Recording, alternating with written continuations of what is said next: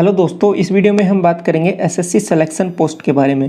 Phase 10 की vacancy आपकी already आ चुकी है, जिनके फॉर्म अभी भी चल रहे हैं। यदि आपने फॉर्म अभी तक फिल नहीं किया तो वो फॉर्म फिल कर दीजिए। दूसरी बात, ये एडवर्टाइजमेंट है, ये उसके बाद में आया है, ठीक है। तो फेज 10 का एक पहले एडवर्टाइजमेंट आ चुका है, नोटिफिकेशन, उसके बाद में ये दूसरा नोटिफिकेशन आया है।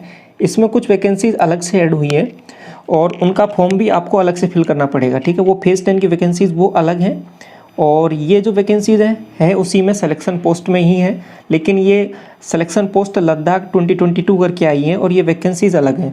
ये जो टोटल वैकेंसीज़ हैं इसमें 797 वैकेंसीज़ हैं टोटल, और पहले जो वैकेंसीज़ आई उनके अलावा ये वैकेंसीज़ हैं, ठीक है।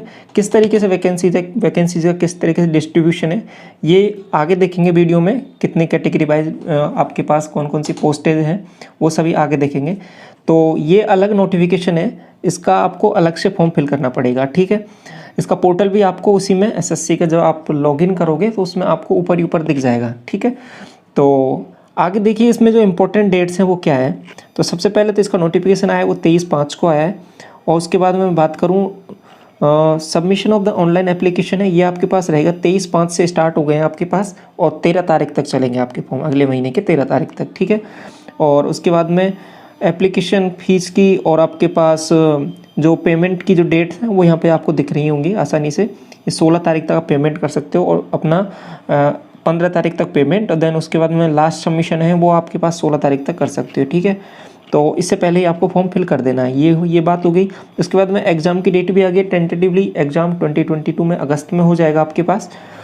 तो उसके बाद में आगे मैं नेक्स्ट बात करूँ, वैकेंसीज़ आपके पास 797 है। आगे वैकेंसीज़ का डिस्ट्रीब्यूशन हम आगे देख लेंगे किस तरीके से वैकेंसीज़ हैं।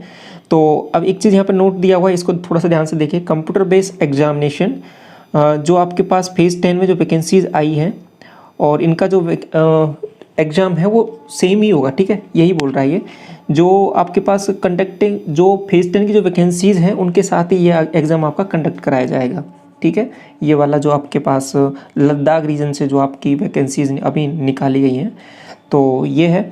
और दूसरी चीज़, अब इसके जो एग्ज़ाम सेंटर्स है वो क्या रहेंगे, ठीक है। और बाकी जो डिटेल्स हैं, क्या क्वालिफ़िकेशन है, वो सब कुछ सेम ही है आपका, जो पहले का पैटर्न रहता है उस हिसाब से। एज का क्राइटेरिया हो गया आपके पास, एग्ज़ाम पैटर्न हो गया, वो बाकी सभी चीज़ें सेम है, उसमें कोई बदलाव नहीं है।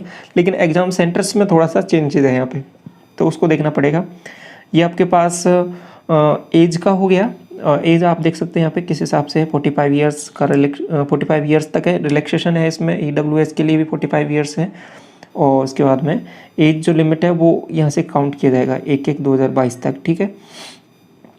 ये हो गया। इसके बाद में आगे बात करूँ मैं, तो जो आगे समझने की चीज़ है वो एग्ज़ाम सेंटर्स में आपको एक बार दिखा देता हूँ। यहाँ पे एग्ज़ाम सेंटर्स में थोड़ा सा चेंजेस किया है और बाकी चीज़ें हैं वो लगभग सेम ही है, उसमें कोई ज़्यादा बदलाव है नहीं। तो यहाँ पे ये एग्ज़ाम सेंटर्स है, 13 नंबर पॉइंट देखिए यहाँ पे, सेंटर ऑफ एग्जामिनेशन। ये आपके पास कुछ गिने चुने एग्ज़ाम सेंटर्स हैं, इन्हीं पर आप एग्ज़ाम दे सकते हैं, ठीक है। एक हो गया आपके पास चंडीगढ़, जम्मू हो गया, श्रीनगर, लेह, कारगिल और दिल्ली। यही आपके पास एग्ज़ाम सेंटर्स, इन्हीं में से आपको कोई ऑप्ट करना पड़ेगा। तो ये आपको समझ में आ गया ये बात। तो चेंज इसमें बस यही है थोड़ा सा, और बाकी जो पैटर्न है वो सब कुछ सेम ही है। जो आपके पास 4 सब्जेक्ट आते हैं, 25 क्वेश्चन आपके पास ईच सब्जेक्ट के, वो सब कुछ सेम ही रहेगा, ठीक है। उसमें कोई चेंजेस नहीं है यहाँ पे, और बाकी सब पैटर्न सेम है। आप नोटिफिकेशन कंप्लीट एक बार ज़रूर पढ़ लें ध्यान से, तो ये आगे होगा समझ में क्या है। अब वैकेंसीज़ के बारे में आपको बता देता हूँ एक बार, क्या वैकेंसीज़ का डिस्ट्रीब्यूशन है यहाँ पे, तो वो इम्पोर्टेंट है यहाँ पे समझने की चीज़ है वो। तो वैकेंसीज़ किस हिसाब से किस रीजन में कितनी कितनी वैकेंसीज़ हैं और कौन कौन सी पोस्ट हैं। हाँ देखो, ये फ़ोटो के लिए और थोड़ा सा ध्यान देना, फ़ोटो इस हिसाब से ही आपको लगानी है, ठीक है। ये वाला एक्सेप्टेबल है आपका, और बाकी किसी फॉर्मेट में कोई भी फ़ोटो एक्सेप्टेबल नहीं होगा, ठीक है। यहाँ पे क्लियरली लिखा हुआ है, तो इसका ज़रूर ध्यान दें थोड़ा सा।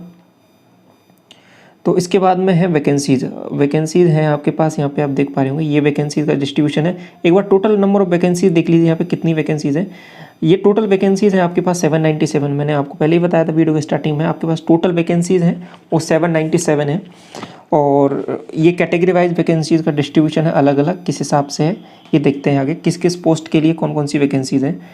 तो सबसे पहले ऊपर चलते हैं, यहाँ से स्टार्टिंग से देखते हैं।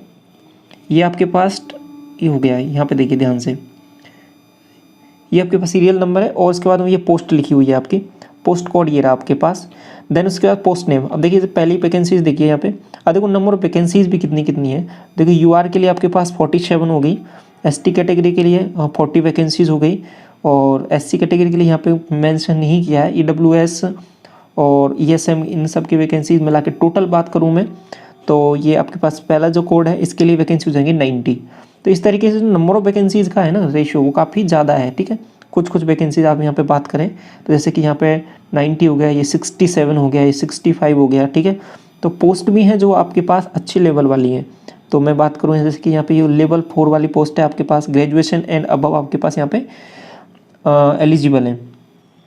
तो अप्लाई करने से पहले ये ज़रूर आपको देखना पड़ेगा कि आप इस पोस्ट के लिए एलिजिबल है या नहीं है, ठीक है, ग्रेजुएशन एंड अबव। और ये आपके पास यहाँ पर ये 21 वैकेंसीज़ हैं स्टेनोग्राफर की है। और उसके बाद में मैं बात करूँ 67 वैकेंसीज़ यहाँ पे ये आपको दिख रही होंगी मैट्रिकुलेशन के लिए है, ठीक है। 10th पास आप इसमें अप्लाई कर सकते हैं। देन उसके बाद में ये लेवल 6 बी की वैकेंसीज़ है, इसमें ग्रेजुएशन एंड अबव है। स्टैटिस्टिक्स वाला असिस्टेंट है जो आपके पास 65 वैकेंसीज़ हैं टोटल, और आपके पास ये डिपार्टमेंट हो गया। और देन उसके बाद में बात करूँ मैं नेक्स्ट, ये देखिए यहाँ पे नंबर ऑफ़ वैकेंसीज़ इनमें आप अप्लाई कर सकते हैं, जैसे कि जो जहाँ पे ज़्यादा नंबर ऑफ़ वैकेंसीज है उसमें आप अप्लाई कर सकते हैं। ये देखिए पॉइंट नंबर 9 देखिए यहाँ पे 9 नंबर है, इसमें कितनी वैकेंसीज़ हैं आपके पास। लेवल 5 की ये जॉब है और ग्रेजुएशन एंड अबव इसमें एलिजिबल हैं। 68 वैकेंसीज आपके पास यहाँ यूआर की हैं, बाकी ये एसटी कैटेगरी की हैं और अदर कैटेगरीज़ की वैकेंसीज आप यहाँ पे देख पा रहे हैं। फाइनेंस डिपार्टमेंट है, अकाउंट असिस्टेंट की वैकेंसीज हैं। उसके बाद में जेईएन की बात करूँ मैं, जेईएन की वैकेंसीज हैं आपके पास यहाँ पे ये ग्रेजुएशन एंड अबव 10+2 आपको यहाँ पे चाहिए। इसके साथ साथ क्वालिफिकेशन, अब जब आप इसको फॉर्म फिल करोगे ना तो वहाँ पे एडिशनल क्वालिफिकेशन क्या क्या रिक्वायर्ड है वो भी आपको यहाँ पे दिखा देगा, ठीक है। और वैकेंसीज यहाँ पे देख पा रहे होगे इस हिसाब से 60, 67 टू 15, 9 टू 21 इस तरीके से वैकेंसीज हैं। तो वैकेंसीज का जो रेशियो है वो तो काफ़ी बेहतरीन है। तो जिस किसी पोस्ट के लिए आप एलिजिबल हैं उसमें यहाँ से देख सकते हो, ठीक है, और उसके लिए अप्लाई कर सकते हैं। तो ये है वैकेंसीज़ का, ये कंप्लीट पीडीएफ मैं आपको टेलीग्राम चैनल पे डाल दूंगा, वहाँ पे भी देख सकते हो, या फिर एसएससी की ऑफिशियल वेबसाइट से आप डाउनलोड करके वहाँ से रीड कर सकते हो। तो वहाँ से जो वैकेंसीज़ का रेशियो है वो आप देख सकते हो आसानी से, ठीक है। तो ये टोटल वैकेंसीज़ हैं इस तरीके से, कैटेगरी वाइज भी हैं, और टोटल की मैं बात करूँ 797 हो जाती हैं। समझ में आ गया। तो ये सब चीज़ें हैं। ये जो वैकेंसीज़ हैं वो आपकी जो फेज़ 10 की जो वैकेंसीज़ निकली है उनसे अलग है, लेकिन इनका जो एग्ज़ाम है उन्हीं के साथ कंडक्ट कराया जाएगा, ठीक है। ये इन्होंने यहाँ पे लिख दिया है। तो फॉर्म में आपको इनका अलग से भरना पड़ेगा। ये आपके पास इंपॉर्टेंट डेट्स हैं, आपको यहाँ पे देख पा रही होंगे। तो ये सब चीज़ें हैं, आपको समझ में आ गया होगा कि क्या आपके पास डेट्स हैं यहाँ पे और कितनी वैकेंसीज़ हैं, ठीक है। तो आई होप आपको वीडियो समझ में आ गया होगा। चलिए इस वीडियो को यहीं तक रखते हैं। Thank you so much.